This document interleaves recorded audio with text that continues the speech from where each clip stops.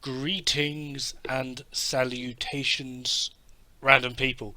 Right, I'm actually going to do, or try to do, in a very piss poor attempt, a bit of a review on the Surge, because obviously I've completed it now, and I kind of want to get my thoughts on the game out there. Now, first of all, before we actually get too far into it, I love the game, would totally recommend, and yeah, we're going to go onto a pro con side of it. So we're going to start with the cons. I found personally that it threw you in at the deep end a little bit too quick. Although this could be a pro as well, because it's not like it wrapped you in bubble wrap and then all of a sudden you're getting hit with one shots and a vast amount of bullshit. It threw you in straight in at the deep end, and there was pretty much nothing you could do about it. You just sort of had to deal or uninstall. So that for me was a pretty much of a bad one.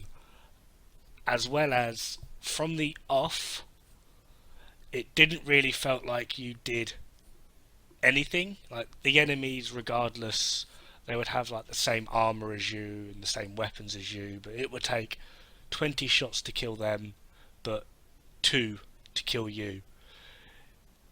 I feel this could have been done a lot better if perhaps there was more of an immersive combat system, because to be honest, by the end of it, the end result was basically dart in, poke 'em, dart, jump back. Dart in, poke 'em, jump back. And that literally became, for me at least, the most efficient and effective combat play throughout the entire game. There were some enemies where that didn't work, but when that didn't work, all you really had to do was just get all up in their grill and hope for the best, which more often than not did work.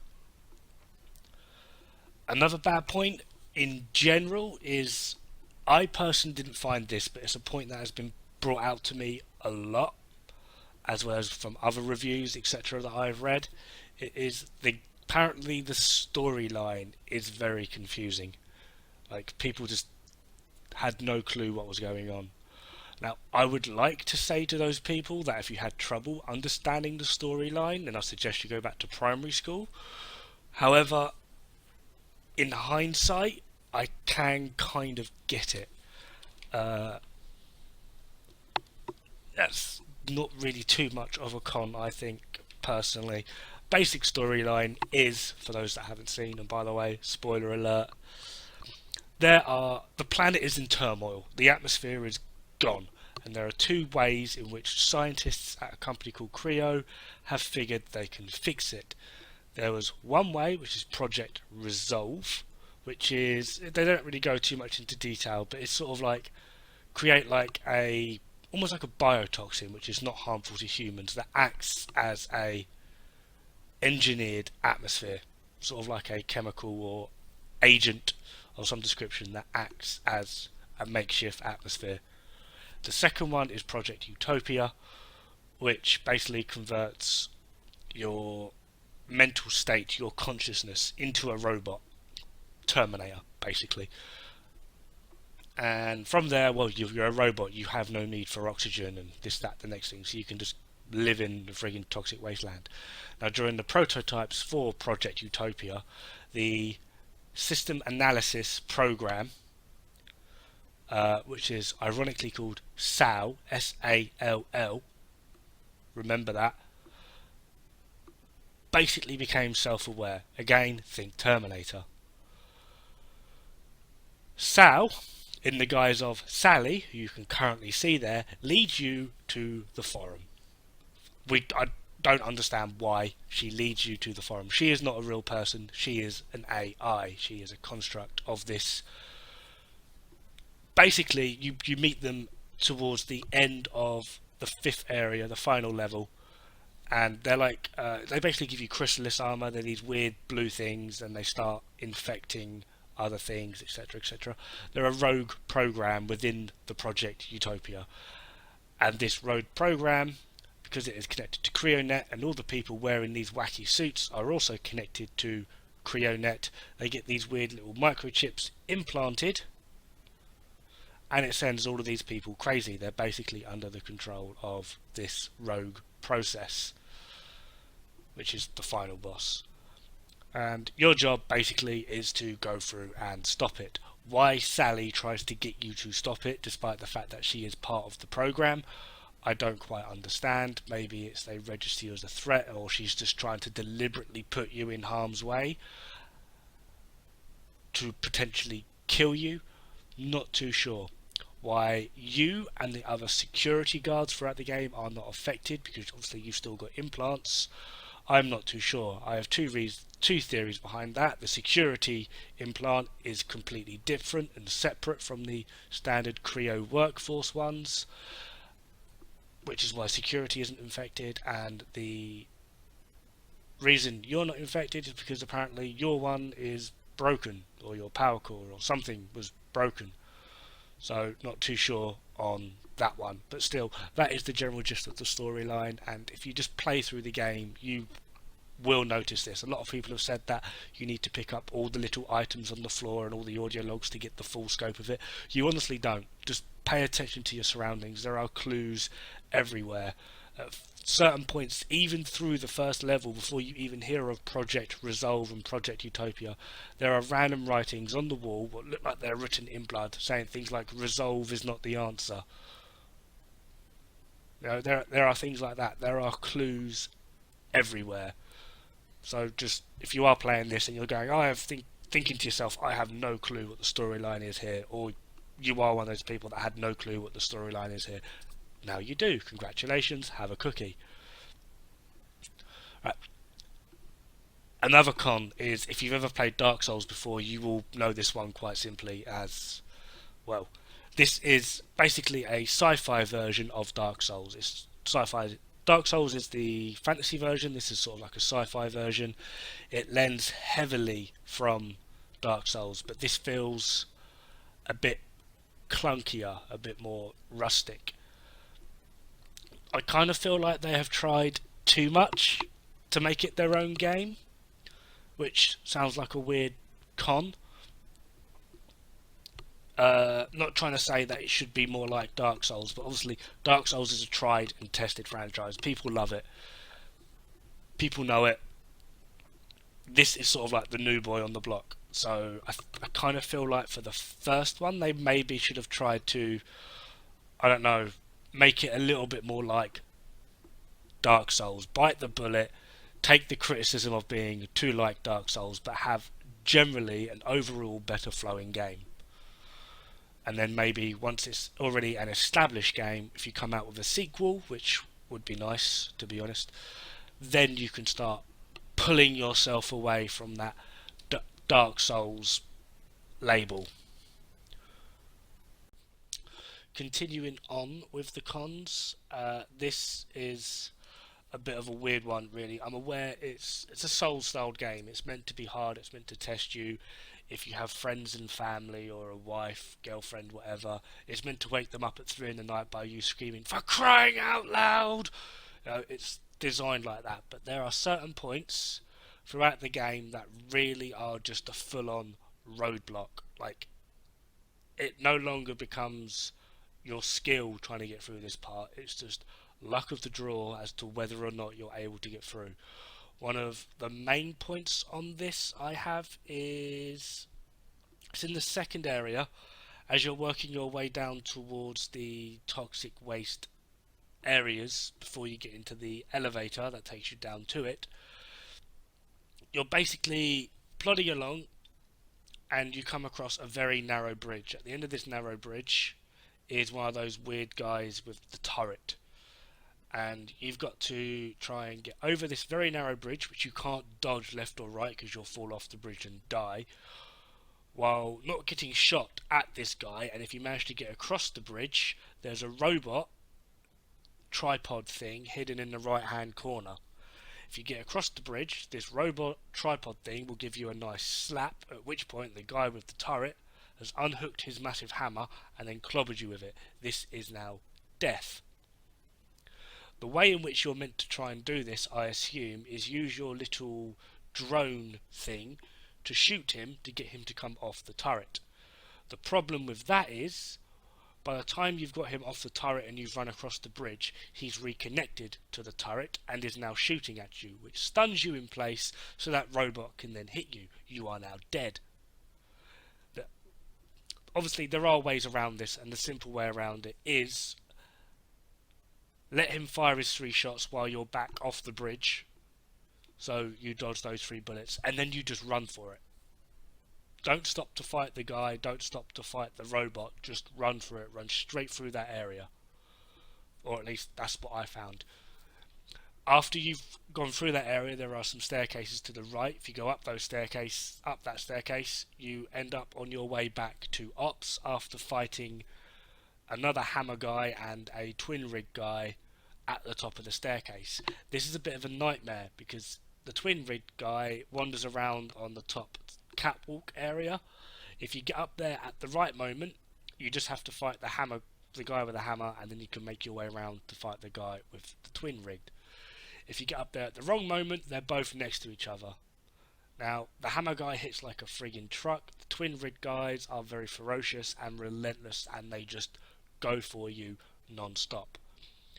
And while you're blocking one of them, the other one's pounding you. And it just basically becomes a little bit of a frantic nightmare trying to get away. My final con for this, and to be honest, this isn't really much of a big one. This is only really if you're going through to New Game Plus. The weapons that you can see me using in this footage are called the Claws of Gestalt. They are a twin rig, although they work weirdly. I've got a sword in my right hand, which acts as a single rig weapon using the left mouse click. It's all single rig movements. As well as I have a weird claw in my left hand, which is controlled by your right click, which is all twin rig movements. Now, this sounds a bit confusing at first, but that's not really the point. The actual point of this is, and after doing a little bit of research, these are quite possibly, and well, they're not possible, they are the best weapons in the game. It's a twin rig that has medium impact, some very high scaling. They've got some pretty decent energy gain, along with the fact that they deal more damage than heavy duty weapons with a high attack speed. So heavy duty weapons, obviously, lots of damage, but they're very slow. This thing deals more damage, but they're very quick. Now, the only way to get this, I didn't actually realise, is to do the special kill on the final boss, which apparently I did. Without these weapons, going through New Game Plus is going to be hell. I played purely, this recording is purely just for this review. Since then, I've played a further 2 hours and I'm already up to the 3rd boss. So in about 2.5 hours, I've got to the 3rd boss. At one point, going halfway through the 2nd area, before I got to that weird firebug thing, I thought, sod it, I'll switch to another weapon. The MG Negotiator, in fact. I upgraded it to the same MK, or Mark level, as what my Claws of Gestalt are. And to be honest, I couldn't even take out the simplest and smallest of guys, despite the fact that I was going for the unarmoured areas. Why? It quite purely did not do enough damage whatsoever. Even when swapping to the MG Judge version 2.0, that purely did not do enough damage. Which is weird, especially considering it is only 10 points below the current weapons I have equipped here. So, to be honest, it sounds like a weird con, but if you're going to go for New Game Plus, you need these weapons, and they're going to become your bread and butter throughout the entirety of the game. They're fast, they're active, they do a brick load, an absolute ton of damage. You can see there I've just upgraded them. They do 128 damage, where the MG Negotiator is nowhere near. I mean, 124 at the moment. which is ridiculous. And that only goes up with proficiency scaling as well, which is going to be a massive part to play because of where they deal so much damage and their proficiency scaling is very high. All you're going to do is just deal more and more and more damage with this weapon. So, bit of a weird con, but it basically, if you go into New Game Plus, this is your only option. There aren't any other options whatsoever, really, in my eyes at least. Other people could probably argue this, but if you're going to go for New Game Plus, these are your one and only choice.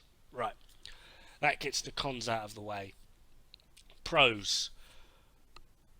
Not sure if it translates very well because I don't have the best PC and my recording equipment and my editing software aren't that great. However, honestly, it is a very, very pretty game. Graphically, it is amazing. The way in which you can immerse yourself into it is absolutely great. There's a very, very in-depth story along with its beauty. So it's not just, oh, plot hole, look at the shiny thing. You know, like a lot of Ridley Scott films at the moment. It looks great, and the storytelling on it is also great. Another massive pro for me is the way in which you are able to collect resource, which is basically, I like the look of that armor, I want that armor, I know, I'll just cut it off him. If you want that leg piece, you cut off that bastard's leg. If you want his helmet, you cut off his head. You want his weapon, you cut off his arms. You know, just it seems really brutal, but it is honestly a really, really good way to go. Another one, while I'm here and can show it, hopefully, another good one, particularly in New Game Plus, if you missed certain items or armor sets within the first playthrough, during the second playthrough, even now, the guy that killed me, he's wearing bloodied Proteus armor. So, if you are missing certain armor pieces or an entire set, perhaps even a weapon, there are random enemies. I'm going to call them special enemies, right? Because they're special edition and they're enemies, those special enemies. However, the catch is, if you kill them, these certain enemies, you can tell them apart because they look completely different to the other guys, or they're wearing different armors and have different weapons. These guys, admittedly, they hit like a truck. They hit probably twice as hard as the other enemies in that area. They are nails. The reward is you get to pick up on other armors you didn't have. However, once you have killed them, if you even go back to that area, he will no longer be there.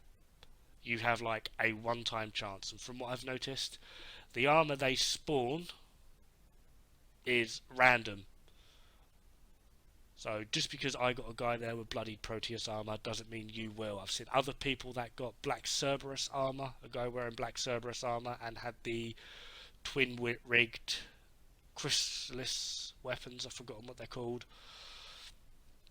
I've seen another guy who was there. He had normal Cerberus armor and I can't even pronounce it, the chrysalis heavy duty weapon. Apparently he was an absolute frigging nightmare, but basically from what I've seen, it's kind of random. But like I said, once you kill them, or if you've already got it, just kill them anyway, pain and never mind. When you go back through, he won't be there, so just keep that in mind. If he does have a part that you need, make sure you get that part, because after he's dead, adios muchachos, you're not getting it again. The execution system, I think, is absolutely amazing.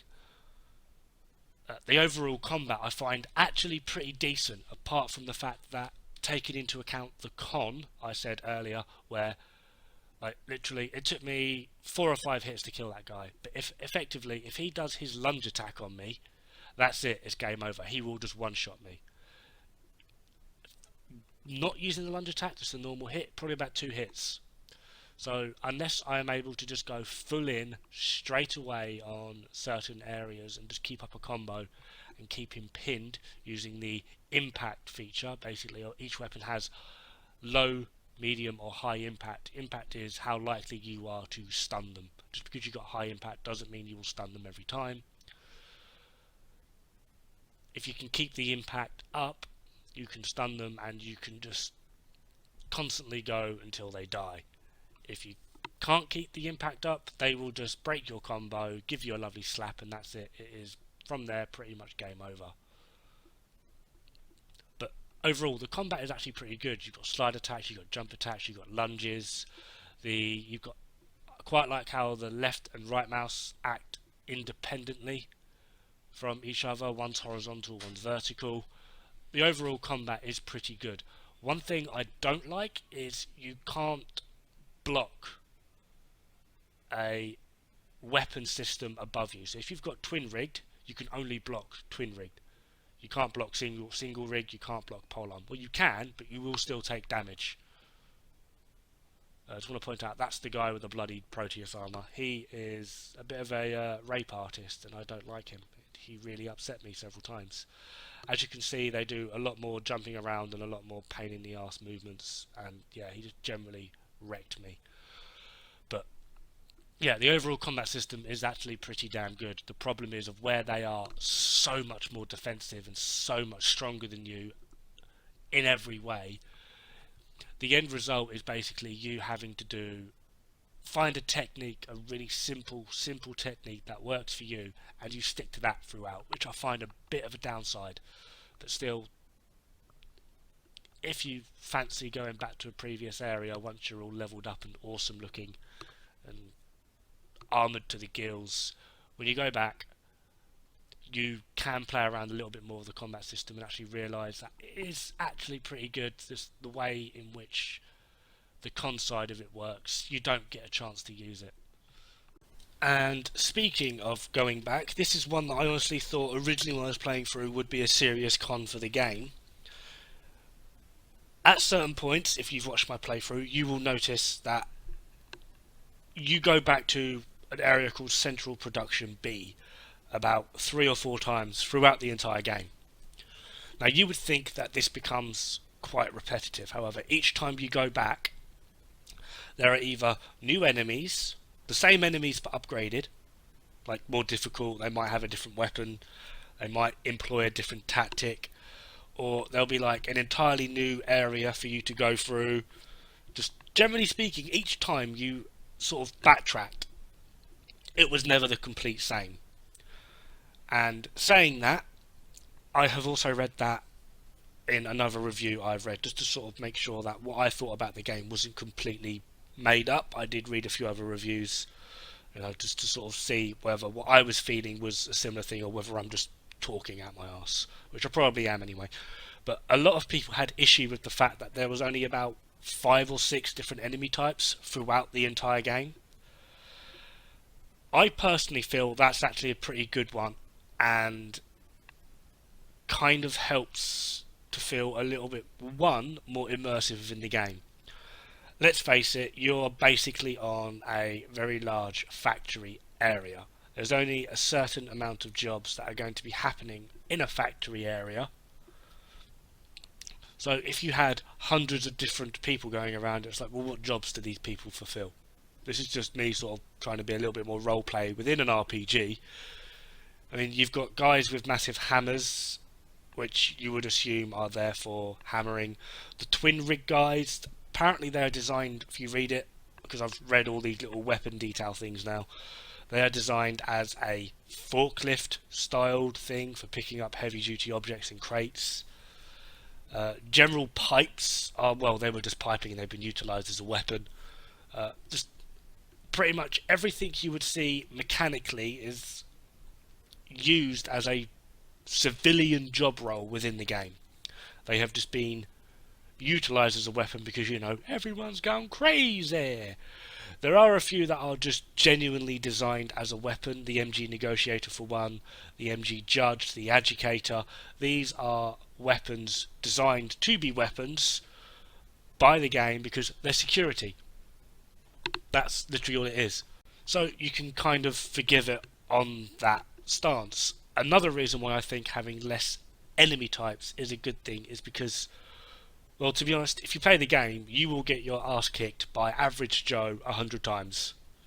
Now imagine if there were 20 different types of average Joe. You will employ a certain tactic for each style of enemy. You will notice the weapon they have, you will realise what they're capable of or remember what they're capable of, and you will employ a different tactic for each one. Having then 50, 60, 70, 80, even 100 different tactics for all these different enemies is going to be a nightmare, and you will never make it past level 1. It's that simple. You've got the one-handed guys. These are quite quick attacks, but not very, very strong. So if you can get in there quick, problem solved. You've got the single rig guys. These are a little bit slower, but hit a lot harder. If they start running, get out of the way. Simple. Wait for them to do a lunge, dodge to the left or right, or dodge back. I wouldn't always recommend dodging back because sometimes they can skate further than you would anticipate. I mean, as you can see there, he near enough one-shot me, and that was just a standard hit. You can try and block if you want, but say goodbye to your energy. Or, if need be, just get in there pretty darn quick. If you're going to go for the kill, just hit an unarmoured area. The heavy rig guys, wait for them to either make a swing, or again, get in there pretty quick. On that note, actually, as well, with the twin rig guys, sometimes it's best to let them run themselves out for a little bit.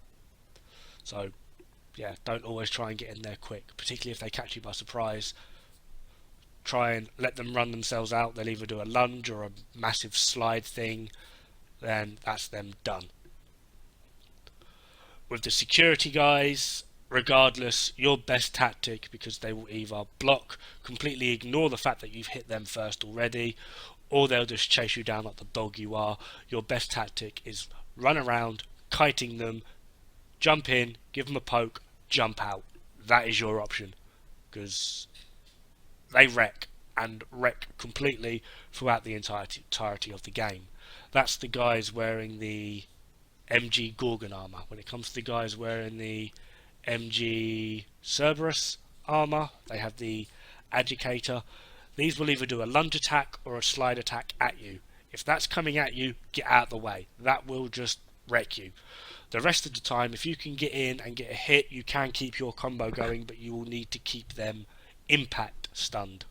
For this, employ either twin rigged, a staff, I recommend the MG Negotiator, or a heavy duty weapon. That's it. Now, later on you will come across Chrysalis enemies, the actual Chrysalis guys themselves. For this, honestly, I've not figured out or employed a particular tactic to take them out, because they have a massive dash which covers an amazing distance. They also have a weird, they stand there, spin around like a buzzsaw, and then come flying at you. That is great fun to try and get out of the way of, because that's got a stupid reach. And then, after all of that, they just generally hit like a truck. Like, stupidly hit like a truck. Actually, quickly going back to a con, one thing I have noticed as well, with the lunge attack, they can rearrange their guiding system, or the game does, or whatever, mid-air. So they'll run towards you, they will lunge, jump, do their lunge attack, but if you move out of the way, they will start to veer off in the direction you've gone, so that they continue to hit you. Even, like, I noticed it mostly with the Black Cerberus boss, actually. He runs along, he slides along the floor, and he tries to hit you with his massive axe. Even when you've dodged, if you dodge around quick enough, you can literally get him to slide a complete circle. Deck 13, the people that produced this game, by the way, Deck 13, there are these things called physics, and yeah, the fuck. Saying that, that's actually probably my biggest gripe with the game. It's like, you can dodge if you can dodge fast enough. That's literally all it is. It's just sort of like, come on, what the hell? But generally speaking, overall, this game is amazing. It does have a few flaws, and it kind of feels like the flaws have almost been purposefully put there just to piss you off. But really, honestly, I could go all day trying to pick this game apart because there is actually so much to it. There's a lot of pros, there's a fair few cons, but to be honest, the cons are workable and it doesn't really detract from the game so much that I found it unbearable to play. There were a few moments where I found myself in an absolute rage and scared the hell out of my cats, but it's part and parcel of the game. It does tell you it is a very difficult game, so I bought it, got to deal with it. So, there is that sort of side to it. But then there's the other side of just, it looked great, it played great. I didn't really have any sort of, like, trouble with it. I had a bit of a moment with Steam where it wouldn't actually play the frigging game, but that's Steam, that's not the game. So, I didn't really find it particularly buggy. There were a few moments where I would get hit through a wall, but, that's, no, never mind. Can't really think of a game like this that where you wouldn't get hit through a wall at some point. It's not like a regular occurrence, and it wasn't exactly game breaking. So overall, it was a really, really good game, and right from the off, I kind of felt myself feeling for it. I mean, I don't want to like bring any punishment down on me, but the moment you start the game, every character or every gamer really would sit there and go, skip the tutorial. I'm just going to play around with the buttons and see what's what. You're in a wheelchair when you first start off, and yeah, that kind of shut me up instantly. I just sort of just completely caught by surprise, and one of the later on in the game, the guy is just sort of like, "Oh my god, this is amazing! I can actually walk, but everything's trying to kill me." And you kind of feel for the guy a little bit. He's finally got his legs back. He can run. He can slide. He can jump. He can cut people's legs off. But everything's trying to kill him, so you kind of feel for him a little bit. But so seriously, this is actually a really, really good game. It does have its flaws. If you've played Dark Souls, I'm gonna kind of guess you're not going to enjoy it as much as other people. If you're a glutton for punishment, like you love your original Mario, you're gonna love it. If you're just a casual gamer, it's gonna be a hit and miss for you.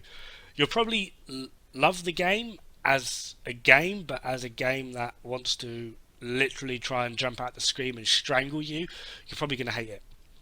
So really, I'd say it's a rather niche market, to be honest. It is a Souls-styled game, so if you've played Dark Souls, you'll probably hate it. If you haven't played Dark Souls, it really does depend on what sort of gamer you are. If you're a hardcore gamer, you'll love it. If you're a casual gamer, I don't know. But really, it is a good game, and I really would recommend it to anyone for two reasons. You're either just going to love it and you're going to recommend it to other people and yay, go deck 13 in the Surge, or because I really, really want to watch you throw a hissy fit and cry and then go on a mental breakdown and probably try and kill your own grandmother. But on a serious note, that is me. I hope I've not deterred you from this game. It is a great game, but thank you very much for watching. Thank you for watching my first playthrough, and I hope to see you soon. Ta-ra!